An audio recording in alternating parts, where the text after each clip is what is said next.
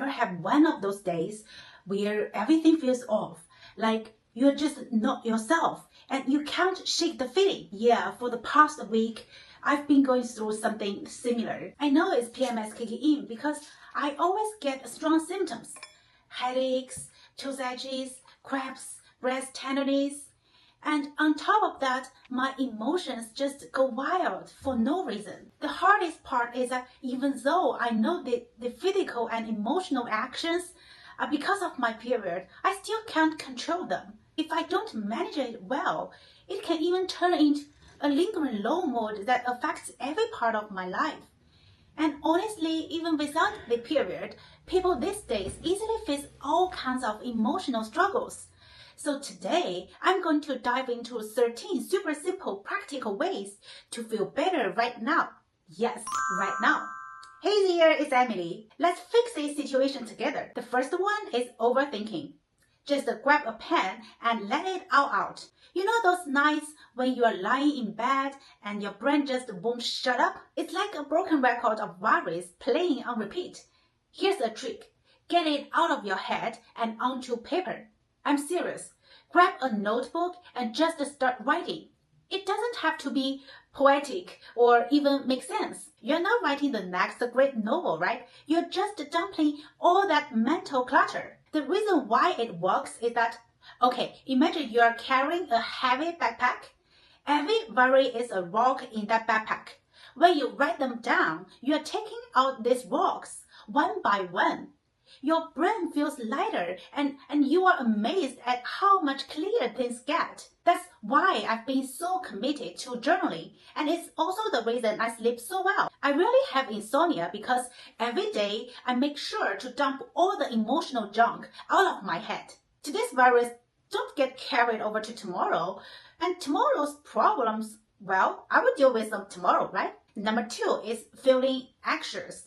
Breathe, just breathe. The next one is anxiety. Well, anxiety can hit you out of nowhere, like a punch in the gut. When it does, try this. Stop whatever you're doing and take 10 slow, deep breaths. In through your nose, out through your mouth. It's almost like hitting the reset button on your brain. It's science, really. Deep breathing tells your nervous system to chill out. It slows down your heart rate and helps you focus on now instead of that panic spiral your brain wants to drag you into. Number 3 is low on energy. We all have those days where just getting off the couch feels like a huge task. But here's the thing. The more you sit around, the more tired you will feel. It's a vicious circle. So please do yourself a favor. Get up and move. I'm not saying you need to run a marathon. Just a quick walk around the block, a few strategies, or even dancing around your living room to your favorite song. Why? Because movement gets your blood flowing, and that's like flipping the power switch back on. Even just 5 minutes of moving can make you feel way more energized than another hour of scrolling through your phone. Number 4 is stressed.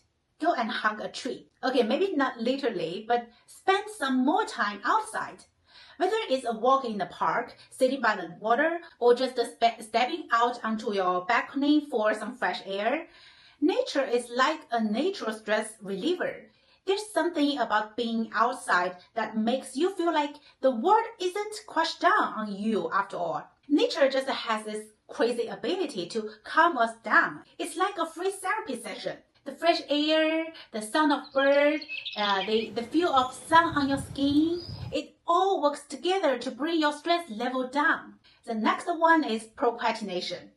Have you ever sit down to get something done and suddenly find yourself deep into a TikTok rabbit hole? Well, we've all been there.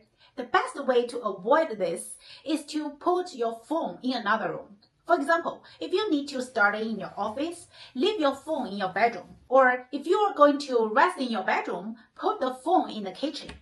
If you live in a 2-story house, leave it upstairs. In my experience, even though we are sometimes addicted to our phone, we are also kind of lazy and won't want to go out of our way to find it. So, out of sight, out of mind, it's amazing how much more you can get done when your phone isn't within your arm reach. Our phone is a distraction machine. It's designed to keep us hooked. By physically removing it, you're giving your brain the space to focus on what really matters. Number 6, overwhelmed. Call your bestie. Sometimes life just feels like too much and you don't know where to start. When that happens, pick up the phone and call someone who gets you. It could be your best friend, your family, your parents, or anyone who always know how to make you laugh. Take me for example. My go-to confidant is my journal. I love writing, and when I jot down the stuff that's tangled up in my head, not only do I clear my thoughts, but it also takes a huge load off my shoulders. Just talking it out can make everything feel more manageable. Because sharing what's on our mind lighten the load. Plus, the people who cares about you can offer support, advice, or just a listening ear, which can make all the difference when you're feeling overwhelmed. Number 7 is feel lost. Ever feel like you are just drifting through life with no real direction? When that happens, take a step back and write down what you want to achieve. It doesn't matter if it's something big like changing careers or something small like drinking more water every day, right? Seeing your goals on paper can give you a sense of purpose, literally on paper. So when you're feeling lost, it's always because you are lacking direction. So writing down your goals gives you something to aim for, which can help you get back on track. If necessary, you can even stick your goals on the wall. When you see your goals clearly every day, how could you ever feel lost, right? Number 8 is unmotivated. Well, lack of motivation has been hitting me hard in the past week.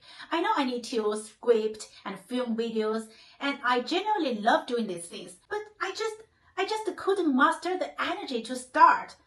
I feel so bad and so guilty about why. Why can't I just be motivated?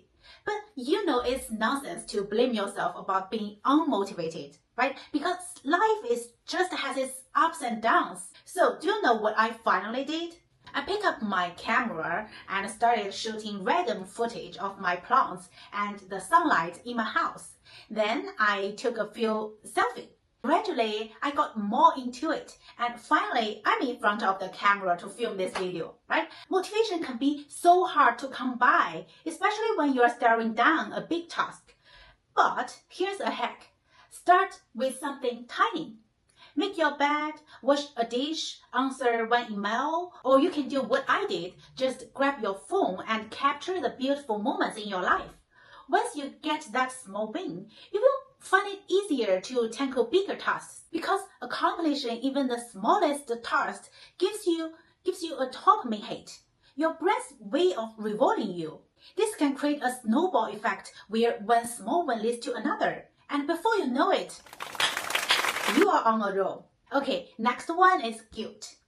Well, guilt is a heavy emotion and it can stick around long after the moment has passed. I've lived my whole life carrying guilt, which stems from my upbringing. It's not that I feel guilty all the time, but this sense of guilt is like a constant background noise, always present. Whenever something small happens, I have an instant emotional reaction. I'm currently learning how to deal with this feeling. I think the first step to letting go of guilt is to forgive yourself.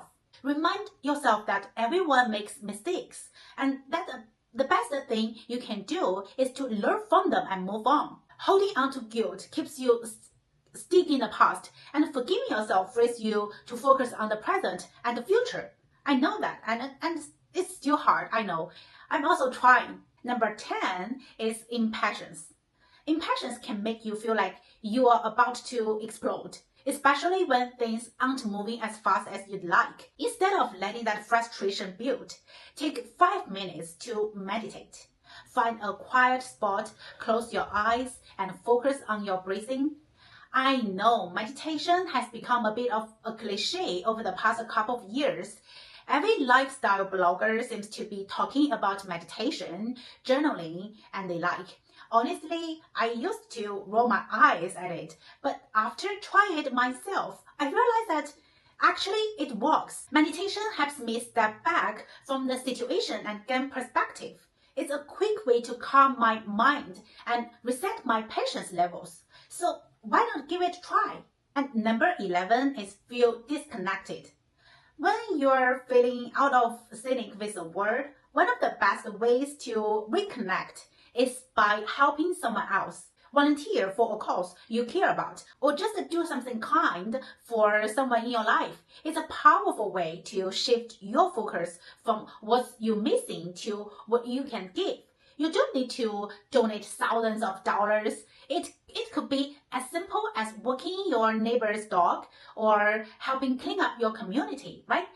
If you're willing, there's always a way to volunteer. Helping others releases feel-good hormones like oxytocin, which can make you feel more connected and less isolated.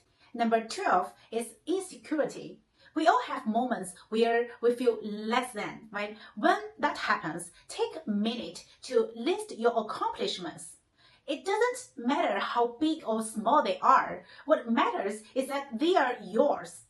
This simple exercise can give you a much needed confidence boost. Insecurity often comes from focusing on what we haven't done.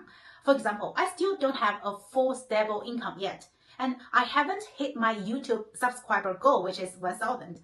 But at least I have a job now, and I've started YouTube channels, and with each video, I'm making a little progress. Shifting the focus to what we have achieved reminds us of our capabilities and strengths. Okay, the last one is unhappy. When life's got you down, it's easy to focus on what's wrong. By taking a moment to list what you're grateful for can flip your perspective. Write down 3 things you are thankful for right now. No matter how small they are, you will be surprised at how much better you feel. In another video, I talked about my struggles with depression. Back then, just waking up feel like torture. I tried writing down one thing I was grateful for each day, like being thankful for my parents' support, or for having my 2 adorable dogs, or for the fact that even though I stumbled into depression, I was still rational enough to get through it. Of course, this didn't change my state overnight, but it can help me get through each day, one step at a time, until I finally overcome the depression. Maybe for now. So gratitude shifts your focus from what's lacking to what's abundant in your life. I think it's a simple way to cultivate happiness, even in tough times. So there you have it, 13 quick and easy ways to feel better right now. Next time you are having a tough day, remember these tips and give them a try. And hey, we're all in this together, so take care of yourself and don't forget to reach out if you need to talk. See you next time. Bye.